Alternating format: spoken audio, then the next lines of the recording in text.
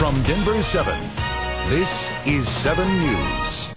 Now, in staying healthy, it is Colorectal Cancer Awareness Month, and our call center is open answering your questions about colon health. Teresa Marchetta in the call center with more on this. Teresa? All right, thanks so much. And we want you to call us here at 303-832-2557. We have a panel of experts here to answer any of your questions about colon health.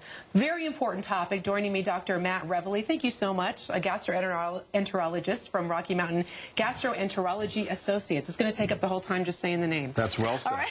Thank you so much. And let's talk first, Dr. Reveley, about why it is so important for us to get screened. Well, you know, if you look at cancers in general, colon cancer is the #3 cancer for men and women, but it's the #2 killer of men and women in this country. So it's on our radar screen, and we need to be more attentive at the prevention aspect of this dreaded disease. And talk about the kind of tests we should ask for, because I think the tough part is maybe we don't know what to say or how to ask for it.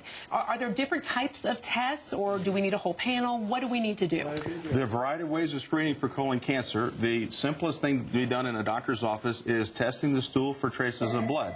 Hemoccult testing has had tried and true proven to save lives for colon cancer. There's a new immunohistochemical test that's more sensitive in the primary doctor's office. You take the kit home, you do the test, you return it, and it's analyzed for that. Any positive test warrants going to the next level. You can screen the colon by doing a short endoscopic examination with something called sigmoidoscopy, which has also been shown to save lives.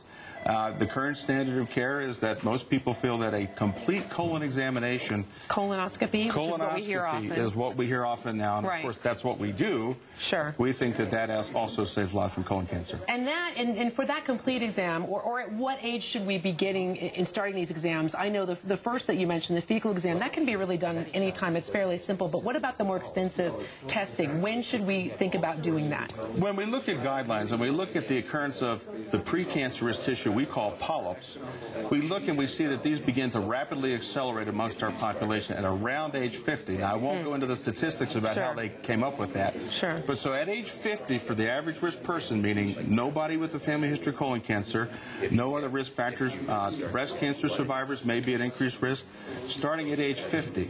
There is some information that African Americans have a higher incidence of colon cancer at an earlier age, and that maybe 45 ought to be the guideline, but that's not established yet. All right, and Dr. Reveley, we appreciate you being here. We're going to let you answer our questions with our expert panel. I'll get back to work. So thank you so much for being here. Again, the number to call is 303-832-2557. And Mike, as always, we are here till 5:30. Leave us a message, and we'll call you back if you don't get through. I like the doc in his white coat, I got to say. Ready to go to work? He's ready for business. That's All right. Thanks a lot.